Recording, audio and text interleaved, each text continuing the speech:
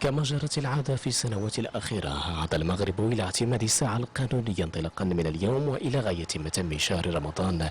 العودة إلى الساعة القانونية رحب به المواطن سواء كان طالب علم أو موظف. بالنسبة للناس اللي خدامين، أما بالنسبة للقراية راه تقريبا جات في الآخر ديال الموسم الدراسي.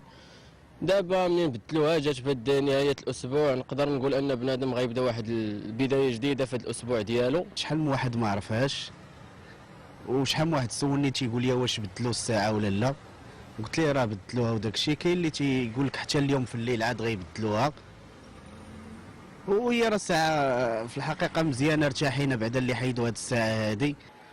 تأخير الساعة 60 دقيقة ابتداء من صباح اليوم إجراء يراه المواطن إيجابيا سيتعود في الأيام القليلة المتبقية للشهر الفضيل على الساعة القانونية.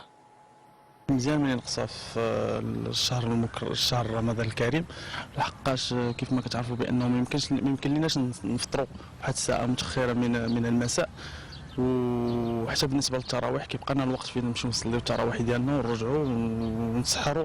على ابواب رمضان كنظن مزيان انهم نقصوها حتى المواطنين زعما ما يتعذبوش، ما تجيهمش النهار طويل مزيان.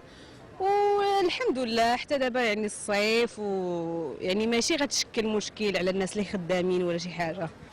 توقيف العمل بتوقيت الصيفي غرينتش زائد 1 يوم فقط شهر رمضان المبارك، إذ ستعود المملكة إلى اعتماد توقيت الصيفي يوم 19 من يوليوز المقبل.